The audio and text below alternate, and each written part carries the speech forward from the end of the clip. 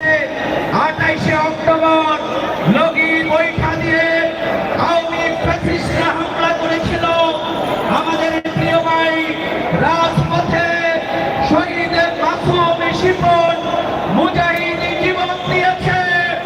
আজহার ভাইয়ের নেতৃত্বে সেদিনের সমাবেশ এক ইঞ্চি জমির আমরা ছেড়ে দেই না। তাই অবিলম্বে আমাদের মজলুম নেতা এটিএম আজহারুল ইসলামকে মুক্তি দিতে হবে। শেখ হাসিনা ভারতে গিয়ে আশ্রয় নিয়েছে, কিন্তু আজহার ভাই মুক্তি পেল না। এটি খুবই দুঃখজনক, লজ্জাজনক। দর্শক, পল্টনের সরকারকে বলে বিশাল বিক্ষোভ সমাবেশ থেকে দেখতে পাচ্ছেন আপনারা আলমদিনা টিভি।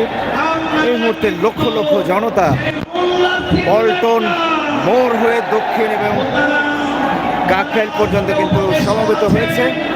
আপনারা দেখতে পাচ্ছেন ইসলামী ছাত্র শিবিরের সাবেক সভাপতি রেজাউল করিম বক্তব্য রাখেন।